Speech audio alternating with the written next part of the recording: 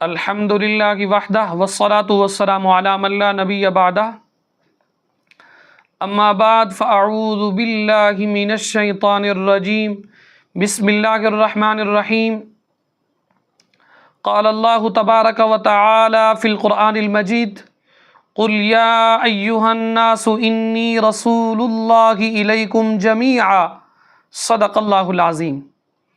عزیزان من، آج کے ایپیسوڈ کے اندر ہماری گفتگو کا عنوان ہے کائنات کی ہر چیز میرے نبی پاک صلی اللہ تعالی علیہ وسلم سے پیار کرتی ہے، گویا کہ میرے نبی محبوب کائنات ہیں۔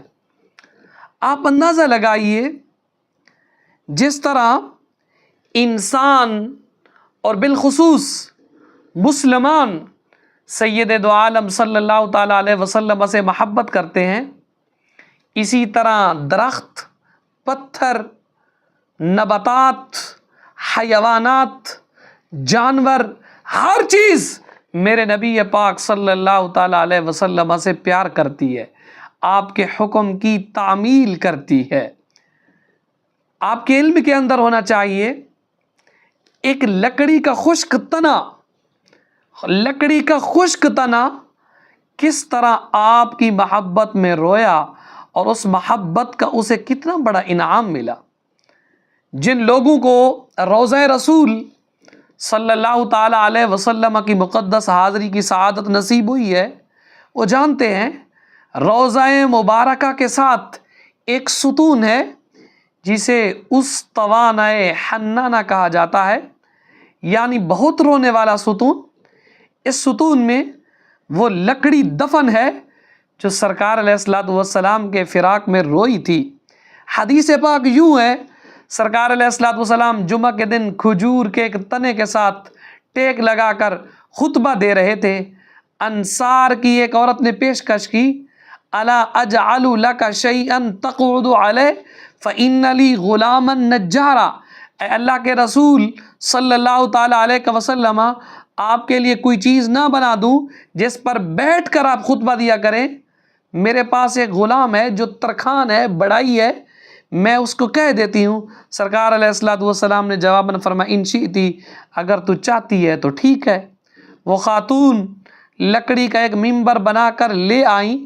اگلے جمعہ کو سرکار علیہ السلام ممبر پر بیٹھ کر خطبہ دینے لگے تو وہ ستون جس سے ٹیک لگا کر آپ خطبہ دیتے تھے، بچے کی طرح زور زور سے رونے لگا، ایسے لگتا تھا جیسے وہ پھٹ جائے گا۔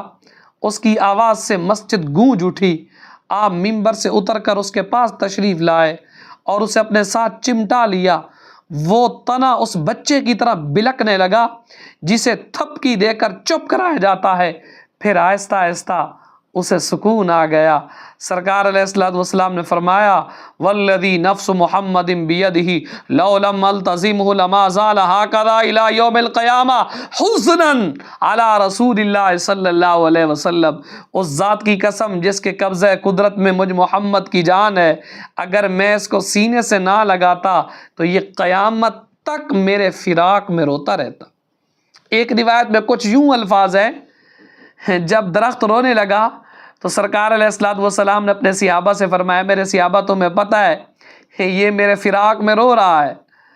سرکار علیہ السلام نے اسے مخاطب کرتے ہوئے فرمایا، اگر تو چاہے تو میں تمہیں دنیا میں پہلے کی طرح تر و تازہ اور سرسبز و شاداب درخت بنا دوں، اور اگر تو چاہے میں تجھ کو جنت میں اگا دوں، تو جنت کی نہروں اور چشموں سے سیراب ہوگا، اولیاء اللہ اور نیک لوگ تیرا پھل کھائیں گے۔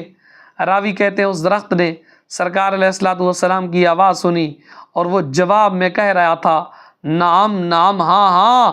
میرے نبی نے فرمایا، اختار ان اغرسہ فی الجنہ، اس درخت نے دنیا کے بجائے آخرت کو پسند کیا ہے۔ محدثین جب اس روایت کو نقل کرتے تو خود روتے اور کہتے، اے اللہ کے بندو، درخت کا تنا رسول اللہ صلی اللہ تعالیٰ علیہ وسلم کے شوق میں روتا ہے، تو تم رسول اللہ صلی اللہ تعالیٰ علیہ وسلم سے ملاقات کا شوق رکھنے کے زیادہ حقدار ہو۔ آپ اندازہ لگائیے، اس حدیث سے 3 باتیں معلوم ہوتی ہیں۔ نمبر 1، کائنات کی ہر چیز میرے نبی سے پیار کرتی ہے، کیونکہ آپ محبوب کائنات ہیں۔ آپ کی جدائی کا غم ایک بے جان لکڑی کے تنے سے ظاہر ہوا، یہ آپ کا عظیم الشان معجزہ ہے۔ اور یہ بھی بات ثابت ہوئی کہ اللہ تعالیٰ نے آپ کو بے پناہ اختیارات سے نوازا ہے، اور یہ بھی ثابت ہوئی جنت بھی آپ کے دائرہ اختیار میں ہے، آپ جسے چاہیں عطا فرماتے ہیں۔ تو گویا کہ کائنات کی ہر چیز میرے آقا انعامدار صلی اللہ تعالیٰ علیہ وآلہ وسلم سے پیار کرتی ہے، کیونکہ میرے نبی محبوب کائنات ہیں۔